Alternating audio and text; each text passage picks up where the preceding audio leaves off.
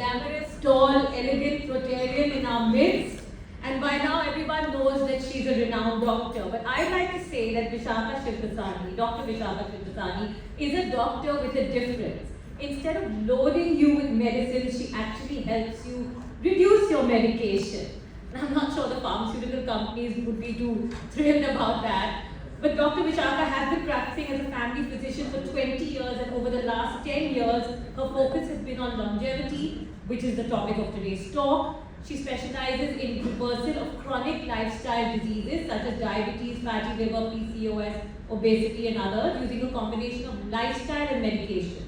Apart from being a successful doctor, she is also a HarperCollins best-selling author. She was a columnist for the Wall Street Journal and the Mint for over 6 years, and was also the vice president of the largest association of doctors in South Mumbai. She's regularly interviewed by national newspapers, TV channels, magazines, and is invited to speak at conferences both nationally and internationally. And to top it all off, she has a large social media following with over 2.8 lakh organic followers on Instagram, where she goes by the name Dr. V. So, we're going to start now. Wants to be immortal. You always talk about, health span over lifespan. And what differentiates conventional medicine practice from longevity medicine?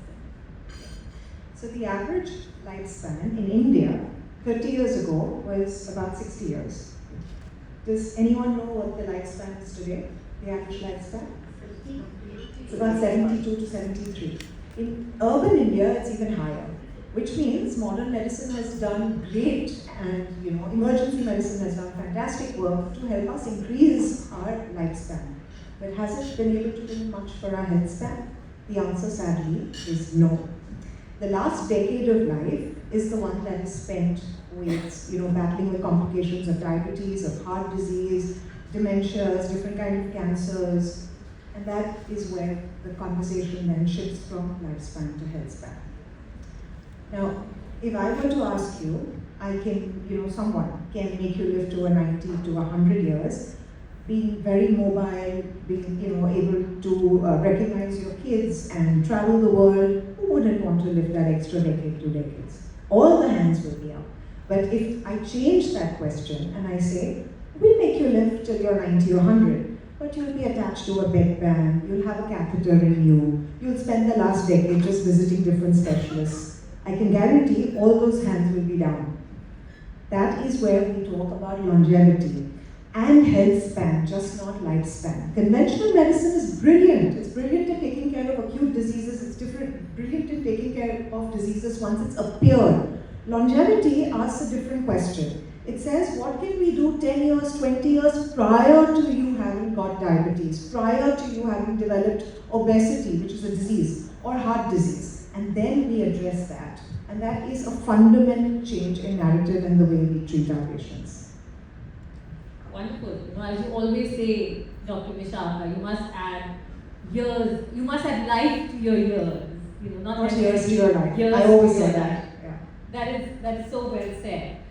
Can looks be deceiving where health is concerned? Most of us, if we see someone who's slim, fit, looks fairly young, we assume they're very healthy. But what are the parameters you use as a doctor to gauge someone's health? So first of all, looks are very deceptive, and more so when it comes to this. The Indian phenotype, the Asian phenotype actually is something called TOFI, which is thin on the outside, fat on the inside. So you could be someone who is very lean, very slim, someone who looks like me, but can be metabolically completely dysfunctional. I could have insulin resistance, I can have fatty liver, I don't FYI, I'm just saying. I could have all of it, but looks could say, hey, this room must know these 5 parameters, must use it as a metric of what is happening to you today, what is going to happen to you 10 years down the line, whether you're going to see a specialist, you're going to do your next blood marker, please note these 5 metrics. Because this will tell you whether you're in good shape or not. And I don't mean physical shape. Okay, so 1, your blood pressure needs to be under 120 by 80 without medication. Second, your blood sugar needs to be, your fasting blood sugar needs to be under 90 without medication. Third, if you're a man, your HDL needs to be above 40. If you're a woman, your HDL, which is a good cholesterol, needs to be above 50. Fourth, if you're a man, your waist needs to be under 40 inches, and if you're a woman, that number changes to 35. And the fifth, your triglycerides need to be under 150. The newer guideline says under 100.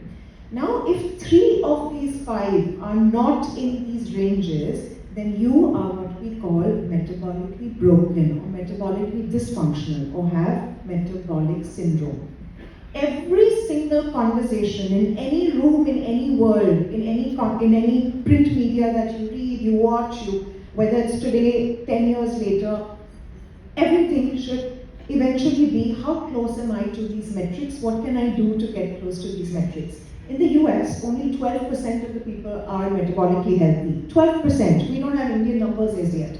I anticipate we're probably higher because we are the diabetic capital of the world.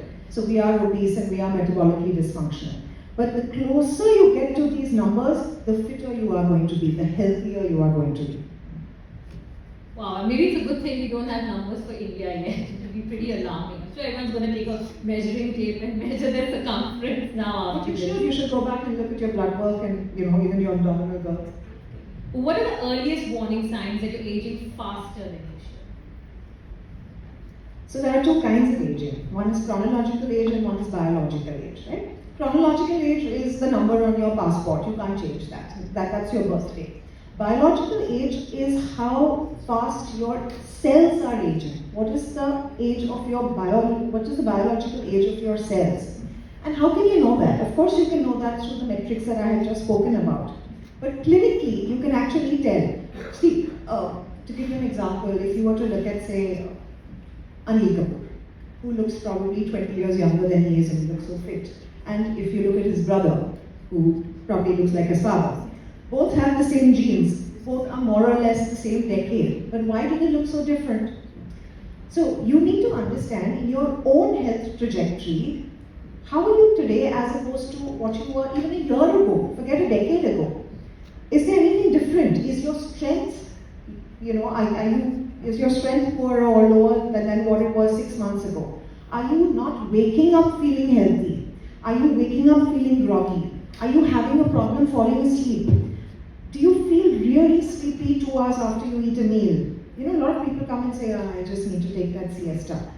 It's not a one-off. One-off, we all have sleep issues, we all wake up feeling tired. It's when it's becoming a trend, you know you're getting a metabolic decline. So you have to observe these things, and if these things, or if you're getting a hormonal imbalance if you're a woman, you need to see if this is happening on a regular level for months at end. You need to examine, because that's your body telling you that it's losing its metabolic resilience. Wow, really good to know. Anyone feeling sleepy after lunch today? Factor that influences longevity. So what are the diseases, if you could briefly tell us, that stem from poor metabolic health? So all chronic metabolic diseases, starting from obesity, type 2 diabetes, fatty liver, heart disease, lots of dementias, certain kinds of cancers, sleep apneas, PCOS, all stem from it. See, and if you actually look at the physiology of them, they're all what I call different chapters of the same book. They all result from chronic inflammation, they all result from insulin resistance, and they all result from extra fat deposit, all of them. So the way we treat them, of course, is personalized and based on your report, but the principles are the same. Okay, principles are the same. So coming to treatment, Doctor, you have helped a lot of people, thousands of people, get off medicines that are considered lifelong, like statins, blood pressure medicines, insulin. What is your strategy? So we use a 6-pronged approach. I actually wrote about it in my book during COVID also. First thing to look at is nutrition. So you look at your plate. In India, we are so scared to eat extra protein, though we're the most underutilized, in protein. We're scared to eat protein, we think we're going to get kidney damage. We're scared to eat fat, we think we're going to have heart attacks and land up with the cardiologist. But when it comes to carbs, we feast on our carbs. We feast on our carbs for breakfast, lunch, dinner. We feast on our carbs in between meals. Khakra, thepla, fafra, whatever you name it, that's what we eat. Okay, we're a carb-rich country. That's what we're doing. And what does that carb do for us? It causes metabolic derangement and It causes everything that I've spoken about vis-a-vis the 5 parameters. So at the clinic, I insist that one reduces. I don't believe in elimination. We reduce the carbs. We give you good quality protein. Don't fear your fat. Just have good quality fat. I don't believe in low fat anything. Low fat by definition is high carb. So anyone who's having low fat curd, low fat milk, please chuck it. The only place is in the dustbin. And then look at the other parameters. Look at your gut health. Look at sleep. Look at your supplements. Look at your exercise, social connection. My God, anyone who's watched Dan Buettler's documentary, Blue Zones, knows that the one predictive marker of both health span and lifespan that topped everything was social connection. So make time for that. It will also reduce your stress. It will activate what we call your parasympathetic nervous system. Chances are your blood pressure will be under control and you won't get that heart attack. So I have just I've not spoken about each one of them in detail because of paucity of time, but that's how we reduce medication. And I have to say that the end objective for me is never, can I eliminate medication, can I reduce medication for a patient? It's always, can I make this patient metabolically healthy? If, as a result, I can drop their medication, because that does happen, then that's fantastic. But that's not the end goal, that's not the first objective. Not the first objective. And I think our wonderful gujus in the audience are a little disappointed. I'm sorry. They have to cut down on khakras. But anyway, what are the tests or markers for longevity? Are there tests or markers for longevity? If you could just tell us a little bit about that. Oh, absolutely. So, we have blood parameters, which I've spoken about, and then of course you have specifics based on genetics, and you have other biomarker tests that we can do. And maybe we can actually do some here. So, I don't know if anyone's heard of maybe grip strength. So grip strength, there is a little machine called a dynamometer. We make our patients do it at the clinic. It measures the strength of your upper body.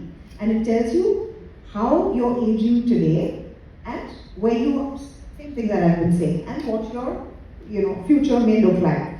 We look at 6, 7 longevity markers. One of them is grip strength. Actually, Sadia from my clinic is sitting here and we've got the dynamometer, so anyone wants to check it, please. Sadia, you can raise your hand. Yeah. So you can do that later. The other one is sit to stand test. It's very important that you maintain your balance, because as we age, we lose our balance, we tend to fall, have fractures, and that's the earliest way to kill yourself, the easiest way. So when you're trying to, do your exercise, just don't focus on one form of exercise. Even if you're just sitting here, if you just stand, but stand without doing this, taking balance, holding, just slowly, please don't fall, but just try to do this. Try that. You can try it, absolutely try it. Yeah, fantastic. Fantastic, very good. So that is one metric. We're going to have this conversation in 50 years, it seems like. Everyone's going to live long. So that's one test. And the other test for balance is standing on one leg. I'm wearing heels, so I might fall. But if you could just stand just on one leg and do this for 30 seconds and do it on both sides. If you're finding it difficult, just look straight at one, at one spot. It might increase your balance. But if you reach 30 seconds, chances are you're going to increase. Your longevity marker is going to be in your favor. Similarly, we have a few other biomarkers, but these are very simple biomarkers. Most people think longevity is about doing really expensive genetic tests. It's not. I can look at someone walk into the room and see the pace at which you're walking, because the gait of walk is one metric. See how someone gets up after a meal, see the abdominal girth, look at a report, and actually gauge their current health status. Sometimes I don't even need to look at a blood report. So there's a lot that you can tell, and all these things are modifiable. So if you can't stand, or if you can't balance, and if you can't walk in a straight line and with this particular pace, this can actually be improved. So that's what we teach our patients. We teach them, this is how you need to do it, and you need to do it in a way where you don't get injured. There's a protocol for it. It doesn't take more than a few months, frankly, but the parameters increase significantly. Amazing, and good to see that everyone did well on the sit-stand test. But coming to another important point is gut health. There's so much focus on gut health and how important it is for overall physical and mental health. What's the gut health longevity connection? Oh, huge. People think the only function of your gut is digestion, but far from. First of all, I always say it's not what you eat, it's what you assimilate. And to assimilate and to be able to absorb something well, your gut needs to function optimally. We have a gut-brain connection, that's why your gut is called the second brain. Your gut takes care of 70% of your immunity, 70% of the immune cells are in it. You know, when, if I'm giving a talk and if I'm really anxious or someone's giving an exam, we've all had this experience at some point, we get butterflies in our stomach or we need to rush to the bathroom. But stress is in the mind. Why is your stomach playing up? That tells you about the connect. It's connected to every part of your body. It's connected to your muscles, so if you don't absorb and assimilate things well, you're going to get sarcopenia, you're going to get bent over, you're going to focus only on protein where you actually need to focus on your gut. You know, in India, almost everyone above the age of 40 comes to me saying, I've got either belching, bloating, I'm feeling constipated. Gosh, constipation, above 70, it's like the bane of everyone's life. It takes over your life. So I see this all the time. And the thing is that lots of metabolic diseases are related to constipation. Your estrogen, so women with breast cancer, for instance, I insist that we do what it takes to make sure they're not constipated because there's a recycling of estrogen. So I don't want to get very medical here, but your gut is literally the most important organ in your body, and you need to make sure you do what it takes to function well. Okay, great. Because we don't have much time, I want to move to another important topic, Alzheimer's and dementia. I mean, a lot of people are getting it, it's on the rise, and they really determine the quality of your life. On the other hand, look at someone like the great rock star Mick Jagger, he just turned 83. He's still mentally and physically all there, performing like a Gen Z. But, so how do we all like age like Mick and not get dementia? You know, I was just talking to Dr. Khan before our talk, and we were just saying that dementia is so on the rise. I remember when I started practice, I used to barely see them once every few weeks. Now I see them every day. And younger generation is having Alzheimer's. A lot of dementia has modifiable risks. That means it's in your control. So people who say, I've got diabetes and I'm going to get diabetes because my parents had it, or my parents had Parkinson's, or they had Alzheimer's and that's my predicament. No, it's not. There are lots of things you can do. So what can you do that's modifiable? That really affects your brain health and dementias. Keep your blood pressure in control, tight control. Your BP needs to be in tight control, your blood sugar needs to be in tight control, your waist circumference, your fat needs to be, under a certain limit because that can cause chronic low-grade inflammation, what's called inflammaging.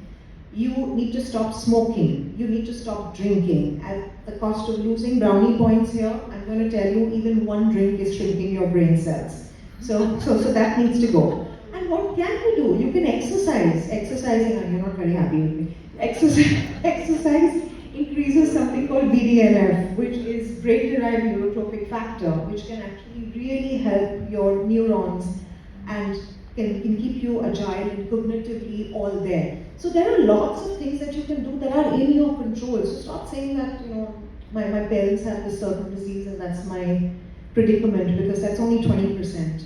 80% is epigenetics. Okay, epigenetics. Great to know that you can actually avoid getting, dementia. That's important. Yes, sorry.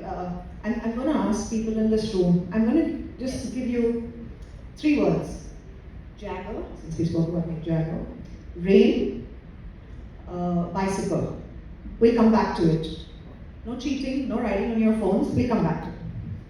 Alright, I shouldn't say the words, right? Okay, fine. 3 words, remember that. On to very, what is one of the hottest topics these days is your weight loss drugs, Ozempic and Mounjaro. I mean, do you think people are taking it recklessly? Someone wants to lose 5 kilos for a cousin's wedding, they just take Ozempic. I mean, who's a real eligible candidate for it? So I'll start by saying that's a remarkable discovery, and these are fantastic medications. I also give them at the clinic almost every day. That being said, let's understand that these are metabolic drugs. They're not cosmetic drugs. So if a bride comes to me, or I see a lot of Bollywood, and they'll come to me and say that, we need to look a certain way in front of the camera a few months later, that's their bread and butter. I still get that. But for you and me to say that I want to go for a holiday to Ibiza and I need to look a certain way, or I want to lose 5 kilos, these are not cosmetic drug medications. They come with a gamut of side effects. So A, you have to give it only under medical supervision. I personally give it only to a diabetic who's overweight, or if a surgeon calls me saying, help me with this patient because this patient needs to get operated and I cannot operate this patient with this current weight. So help me with that. That's literally the only indication. If somebody comes to me saying, I want to lose 5 kilos, not on my watch. And also, there's a protocol. You must, if you are on these, please make sure you're taking adequate protein because they cause a lot of muscle loss, which is one of the quickest ways to kill yourself in any case. And you need to do a whole set of blood parameters of sonographies to make sure that you don't have a lot of medical issues before you do them. Okay, great. So you really can't use these drugs loosely. I mean, very important to know that. I think we should take one more question and then open it up to the audience. Okay. If someone wants to add 20 or 30 high quality years to their life, what should they do?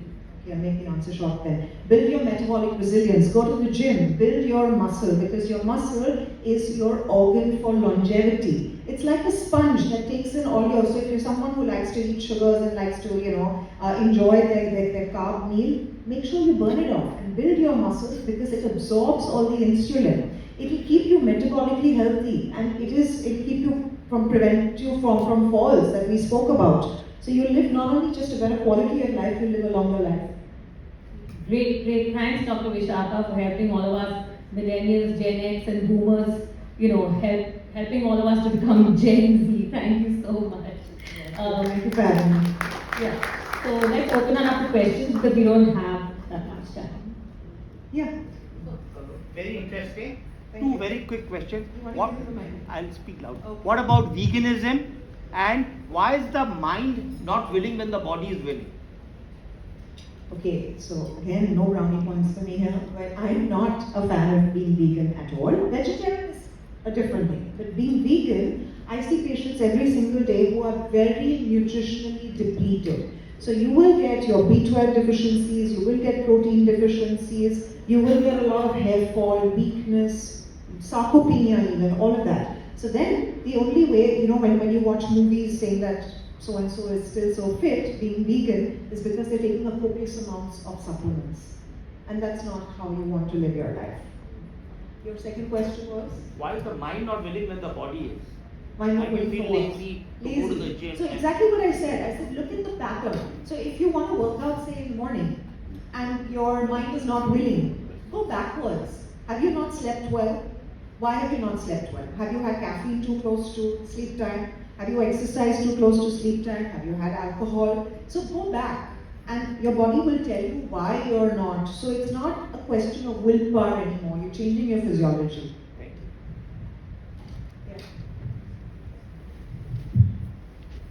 you. Vishaka, that was really enlightening. I have a question on alcohol.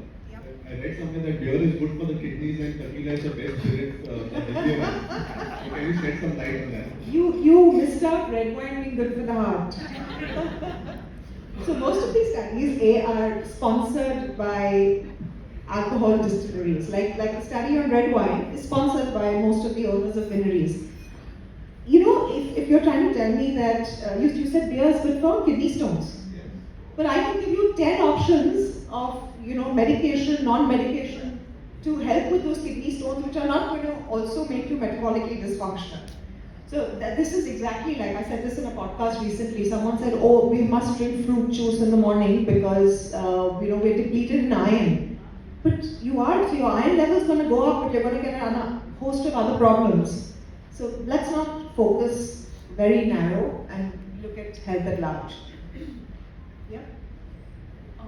Would long-term dietary change, like for example, just to give an example, my sister, she was a non-vegetarian, 20 years of her life, turns vegetarian, or my father-in-law, 30 years is vegetarian, turns Jain. How does that impact the body really?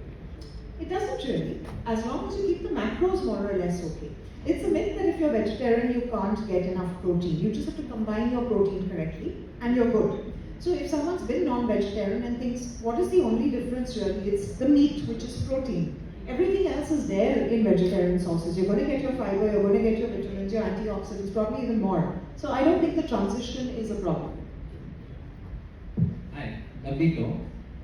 Are you a fan of these fitness trackers? Because this Whoop is supposed to Yes, be I am. age. I don't wear it, but people say your biological age is something and you're 5 years younger according to the Whoop. I am. So I wore the Whoop for a while, I wore the Garmin, I'm like a guinea pig. I've tried everything on myself, I've tried the CGM and all of that. I think it's a great way to understand your own biology. Because what works for you may not necessarily work for me. So it's fantastic. But the problem is we get obsessed. And that was happening even with me, so I've chopped all of them. So use it long enough till you understand and you're not dependent on them. There are people who wake up in the night and say, oh my god, my REM sleep, I'm not in deep sleep anymore, let me try and go back to sleep. That's nonsense. So use it only with, so you can make the corrective changes and then lose your dependency on them. I have a question. What are your views about protein shakes? Should we take it? And also second question about sattu. Is it a good supplement? So sattu is more carb, less protein. So let's get that clear. It's not really a protein shake. If you're looking at whey or if you're looking at plant proteins, I'm a big proponent. I take a protein shake every single day. If you're not reaching your protein requirement and if you don't have any kidney issues, by all means take it. It's great bang for its buck. How bad is it for the kidneys? It's not.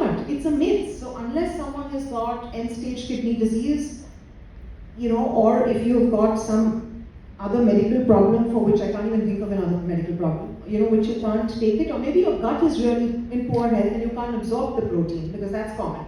Then you maybe, should re-look at taking protein powders. Else, it's great for everyone. And even the ones with kidney problem, just do a test called cystatin C. It will tell you really whether you can take protein powders or not. So do you suggest plant-based protein? If your gut is not so great, plant is great. If you're, because it's easy to digest, but if your gut is in good health, whey is much better in terms of bioavailability. Thank you for the wonderful talk. My question is more about intermittent fasting. What are the ill effects of it, or is it okay to do 1 meal a day? So everything in medicine, everything in health should be done under guidance, under medical guidance.